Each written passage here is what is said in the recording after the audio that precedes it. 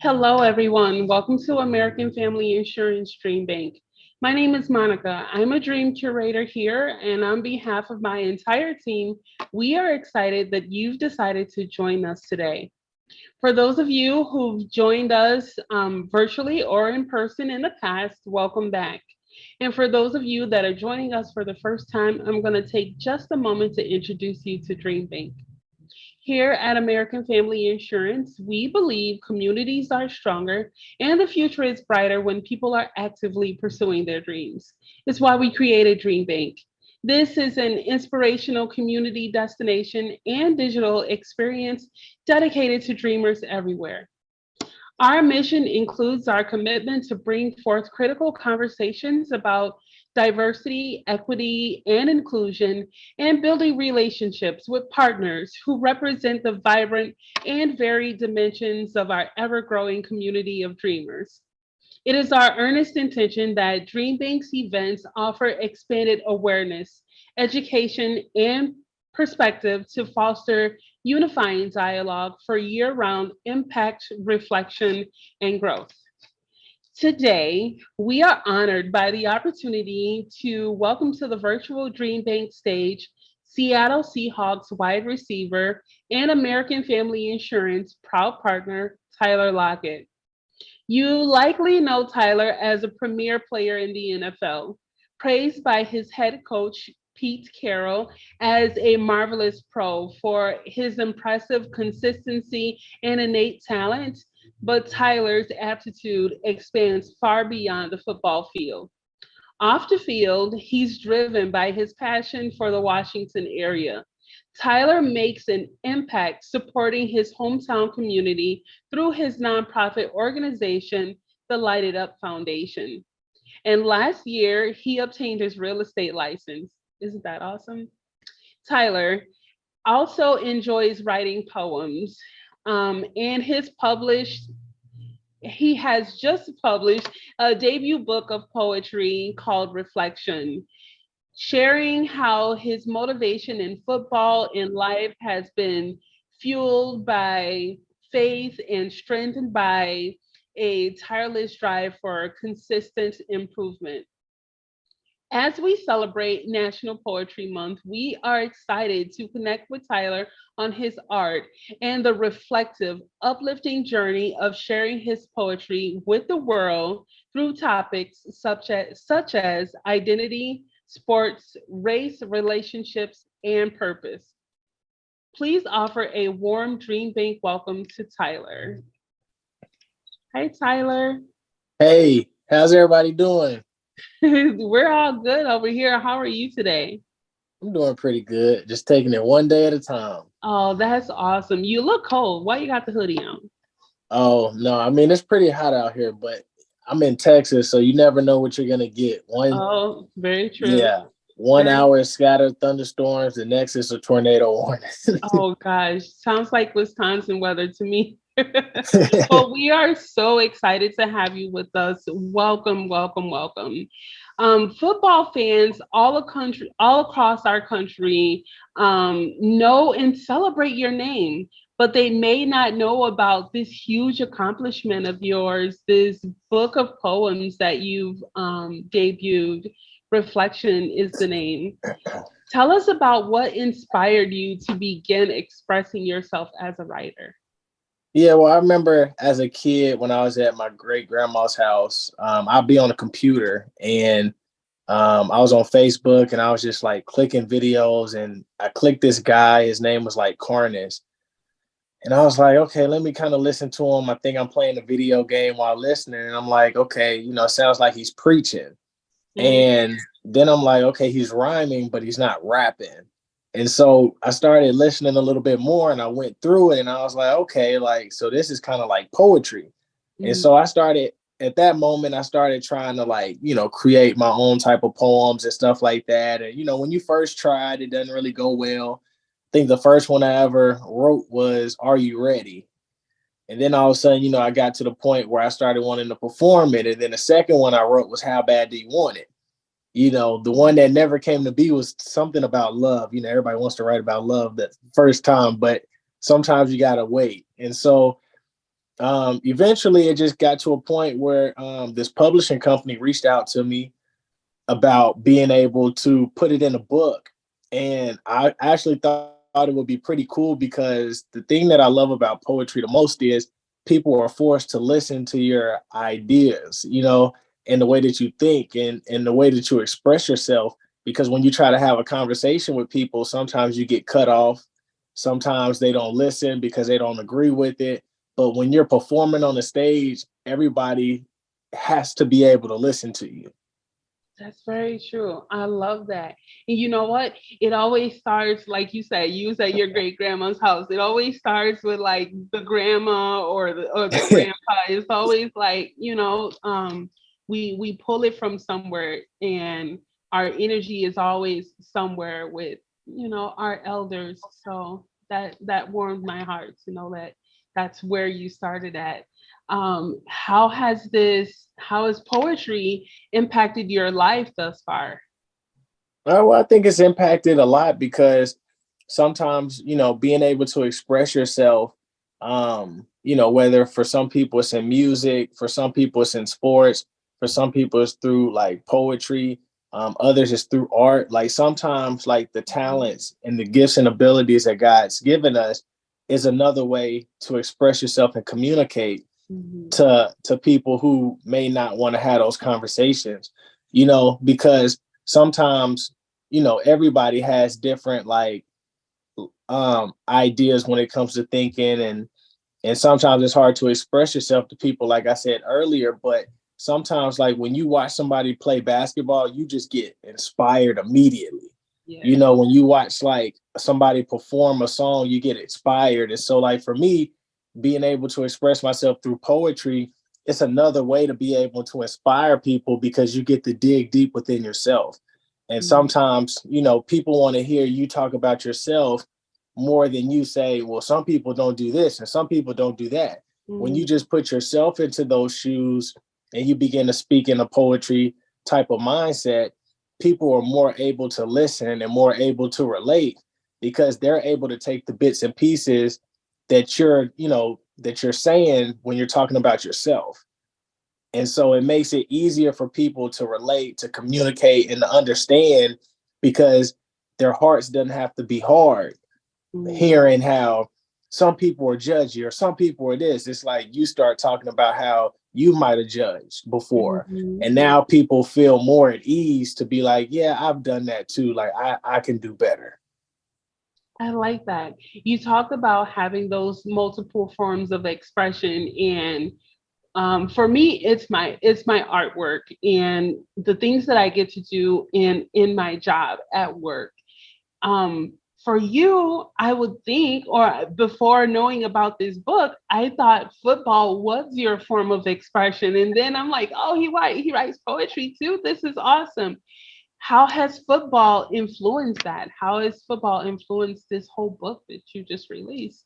Well, I think football influences it a lot, as well as my faith in God, just because, you get a chance to be able to go to new levels and new heights. And with new levels and new heights come, like different demons that you got to face, like Mhm. different trials and tribulations, a whole bunch of different stuff. And so there's things that, I might learn and have to go through and understand that a lot of people don't understand or don't get. And so you have to learn how to protect yourself. You start to learn that you carry yourself like you're a business. You got to look out for yourself because it's hard to distinguish relationships and business. And people come and go, people change when you make money, some people stay the same. It's just a whole bunch of different things that starts to play into once your career takes off and you're at this high level place. And so it's another way for me to be able to help. Like even in the book, I have a poem called The Lifestyle, and so it's pretty cool just to be able to read it and kind of understand how, people's lives are different from, a person that just goes to work every day and go home. It's like, well, my type of work is 24/7 because I have to look out for myself because at any moment it can be in the news. Seattle wide receiver Tyler Lockett did this, and this. Mhm. So it's like you always got to carry yourself and also know that people are out to get you at times. And it's hard to believe that people are out to get you, but you just never know the agendas, that people have. And so being able to express that is another way to be able to relate to people in that position, such as, like I said, actors or artists or professional athletes, because sometimes it's hard for them to express to people who aren't in that position what it's like to be in it. And so I Mhm. can be able to, kind of help be a voice to explain what it's like to be in that situation. I was gonna ask, and you just kind of mentioned it. I was gonna ask, and I was wondering when I was reading your book, if you ever go back and read some of those poems and reflect on what it meant to you then versus what it probably means to you now. And you just kind of hinted on that a little bit. Is that something that you do? And do you do it with intention when you go back and look at those poems? Sometimes I do. But the crazy thing is, I mostly remember all of them. Oh. Sometimes it takes a little bit of time for me to go back and remember them because I usually base it off of after I say one sentence, I should know the other sentence, and it goes on and Oh on yeah. like that. Hmm. And so sometimes I might have to go back to refresh myself and stuff like that. But I think it's also pretty cool when you go back and you read some of the stuff, like for some people they might not need it at that moment, but then they go back and then they're like, wow, like now I can kind of understand Hmm. what this poem is about and what this poem means, Hmm. because experiences do make a difference. And so for me, I think it's cool because as I look back, sometimes it's like, wow, I don't even know how I came up with this poem. Hmm. And Hmm. sometimes when I tried to do it on my own, it didn't work, but when I felt like I was moving in God, I felt like it did work. And so to be able to go back and read it, to look back at some of the things that I may have went through, it's like I'm able to understand where I was at that point in my life, and Hmm. now I'm able to look at how much further I've gotten. I appreciate that. I appreciate that response so much. So, here at American Family Insurance Dream Bank, we help inspire and support folks in their dream pursuit. So many in our community of dreamers aspire to become writers. What advice and insight would you offer to anyone looking to just get started? Well, I mean, I would just say, number one, I would say like you want to kind of be able to be realistic within yourself, because sometimes like for me when I was in high school, like the goal might have been, okay, I can make it to the NFL, but you know, the real battle is being able to stay present at each level that you're at, because I Mhm. couldn't worry about the NFL in high school and I couldn't worry about the NFL in college. But throughout each experience, I learned how to be better. And then all of a sudden, as I learned how to be better, in each obstacle that came, I ended up getting to this place where I am now. And it Mhm. doesn't stop. And so, when you first want to be able to start something within your dream, I just think ultimately, you become more realistic. You have an end goal, but now you got to understand that everything that happens from now to that end goal is to be able to be seen as an obstacle. And you got to be able to know, how to be able to make the right decision. And sometimes you don't. And then you learn from it and you keep it moving, but you know that it's all building up towards the end goal. And so I just think, ultimately don't just be your biggest critic, but also be your biggest supporter. I think Mhm. like those are the two things that I would say, because it's easy for us to say like, oh man, I didn't do this right. I don't like where I'm at. But also, I think the biggest key to life is learning how to enjoy where you're at, because eventually the words will be able to get spoken the way they need to be. And eventually the art will be what it needs to be. Mhm. And, whatever your job is, eventually you'll get there. But in order to enjoy it, once you get there, you got to learn how to enjoy where you are now. I love that. The key to life is learning to enjoy where you are now. I couldn't have said that better. We got to put that on a t-shirt now, Tyler. You know that, right? It's time for a t-shirt. So I want to talk a little bit about your creative process. Can you walk us through your approach from the idea to fine tuning and finalizing? You kind of hinted on it with your last answer. And I love that, you talk about, not worrying about college while you're in high school, and not worrying about the NFL before you get there.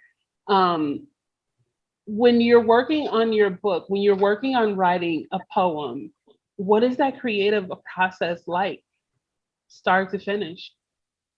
Well, I mean, it comes in different ways. Like I said, whether I'm watching professionals, um, and their career be great, or whether, it's certain things that I'm going through. Sometimes it's a hit and miss. Hmm. Like sometimes it just comes to you, and sometimes it doesn't. Like, I remember like it was one poem that I had, and it's not in the book, but it's like when you start dealing with anxiety, like I kind of was like, you know, um, when I close my eyes, I see anxiety. It's eyeing me. I'm trying to do everything I can, but it's hurting deep inside of me. Obviously, I tell people that I'm fine, though I gotta be. And then I find myself running from responsibilities the same way that them fathers be. And so it's like you start finding different ways to be able to explain how you feel. And sometimes it comes easy, and sometimes you get, into that rock and hard place where it might take a week, to be able Hmm. to get past, that other hump. Like, I think um I had like a poem in the book, like the one that I said, um, I had like the one that I talked about, like, please don't kill my vibe. All this pain and suffering I've been dealing with inside, I'm trying to hide. So can we let it go? I'm trying to make it to this life that I ain't been before, the places where they beam and glow and where stars shine. And so you find different ones, and sometimes you just run with it. And I don't even have a topic. It's just I go with wherever, like, the moment takes me. And before you know it, you're like, all right, let me try to figure out how to end it. And then you end it. And when you look back, you're able to be like, yeah, I'm gonna call this one reflection, I or love that. so that's kind of how it goes sometimes. I absolutely love that. I was gonna ask you about writer's block and how you get over that hump, and you're just talking about how you literally get over that hump. Also, hearing you recite your poems is just a treat. I just want to say that. Thank you. Thank you, because I wasn't expecting that today. I don't know if our audience was expecting that today, but we appreciate that. And I see you working your muscle memory in your brains. Like, like Oh you said, yeah. you throw that first sentence out there, and then the next one comes, and the next one comes. Yeah, very much muscle memory. So we can imagine that sharing your first book of poems with the world was a big dream achieved. Um, how did this feel for you? What was going through you through this whole process? Well, I mean, it was pretty cool. Honestly, I was able to do it. I want to say, like, kind of like towards the end of 2019, beginning of 2020. I had a bunch of stuff set up where I was going to go do college tours. Like, I had a whole bunch of stuff in line of what I wanted to do with it. And then COVID hit. Oh yeah. So, for almost 2.5 years, from 2020, even until now, somewhat, but I've had to deal with that, to where it kind of, put everything on hold, where I couldn't really do as much as I wanted to, but now, I mean, I think it's a great place to be able to try to pick it back up again, be able to make videos, be able to maybe use a way to do poetry within my real estate. I think there's so many things that you can be able to do. It just depends on the avenue that you decide to take. I like that. I really appreciate that response. A lot of people in our community of dreamers, they deal really heavily with self doubt. Self doubt is honestly one of the biggest obstacles that people face in their dream pursuit, even myself included. Worrying about like this imposter syndrome. If I show up here, am I going to fit in here? Did you have any self doubt? And how did you overcome it, if so? Yeah, I mean, I think everybody has self doubt. I think that, ultimately there's times where, I go into a game and, it's like man, I didn't have so many great games. Like this got to be the one where it's a bad one, or I had so many great seasons. Like maybe this is the one season that's not so great. Maybe like, do I get hurt early? Am I out the whole? Like, you have all these thoughts and stuff that pop Mhm. up, and of course, like you pick and choose which thought that you want to listen to. But ultimately, I just think that one of the things that has helped me throughout the course of my career is you find out that life isn't a formula, and you Mhm. start to be able to understand that I think another key is just being able to learn how to be great in every situation. And so that way you're not worried about, I got to be at my best. Well, I'm learning like the steps that it takes to be my best when I'm confident, and I'm Mhm. learning the steps to be able to be my best when I'm hurt, and I'm learning the steps to be my best when I'm mentally drained or mentally challenged. And so now all of a sudden, it's like you wake up and you've already learned, how to be great each day when you're depressed. And so Mhm. now when those things happen, it's not like I need this to save me or I need that to save me. It's like you start learning how to be great based off of each situation that you're in. And so, when it's the self-doubt that comes, I think you learn how to be able to be great within the self-doubt. Because there's times I might score a touchdown and I still think I'm gonna drop the next pass, and then it's like you catch it and you're like, okay, like, I'm able to still catch the ball when I think I'm gonna drop it. I'm able to still have a great game when I think I might have a bad game.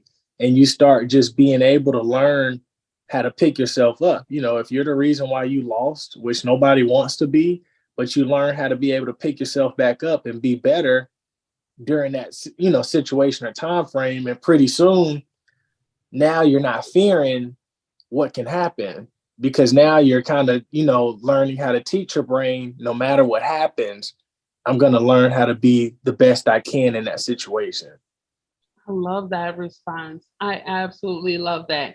And who would have thought, especially not me, I never would have thought you would be on the field worried about if you're going to drop the pass or if you're not going to catch it. That's amazing. I appreciate that's a nugget. I appreciate you sharing that with us. Another common obstacles that our Dream Bank community faces is the notion of time. How do you make time to pursue this passion um, with everything else that you have going on? You're a busy person. How do you make time to make this possible? Well, I mean, sometimes, I think, when the creativity wants to, enter into you, you got to learn how to invite it in. And so, like, for me, I'm kind of like that type of person where I kind of go with the wind. And so it allows me to kind of like do whatever, whenever. I might sit at home one day and then I'm like, man, I'm about to go, to OKC. Like I just went to Oklahoma City to watch the Thunder play. Sorry, everybody. But I'm from Oklahoma. So I went, but it's like sometimes you just go with the wind. And other times it's like I don't really have a lot of stuff planned out. The things that I do plan, it's like, okay, I'm gonna go do this stuff. But then I have, a wide base where it's like, okay, if this comes up, I might go do that. And so, long story short, I might be golfing and then, the creativity and poetry starts to come to me. And so then I start to be able to do that. Or I might be golfing and some of the people I'm golfing with, somehow real estate gets brought up. And then all of a sudden it's like, before you know it, a person asking me to possibly list their house for sale. And so it's like whatever happens in the conversation and what happens, each day, I just kind of go with it. And that way it's like you're always ready for, whatever it is, whether the conversations or whether, just the way life is starting to go. It's like I have so many different things I'm working on, to where once something introduces itself, I'm like, oh, okay, so let me focus on this today. That's awesome. I love that. I can imagine you being on the golf course and stopping to write down a few lines that popped into your head. It's something that I would do totally. Um, at Dream Bank, we believe, of course, in the transformative power of dreams, and we believe that the pursuit of the dream is as noble as its achievements. Before we conclude, and this is Dream Bank tradition, we always ask this two-part question. What dream are you currently pursuing? And what advice would you have for someone who is pursuing a dream right now? Uh, well, I would say it's hard to say what dream I'm currently pursuing. I know the one thing I always wanted to do was prove to the world God was real. So that was like my main dream and vision.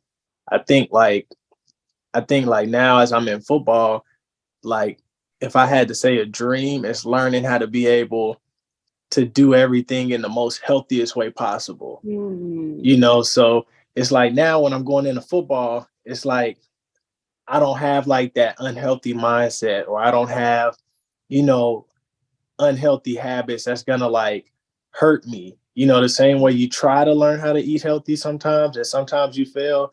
It's like I want to learn how to have healthier responses. I want to learn how to be able to play, a lot healthier and not just go out there in anger.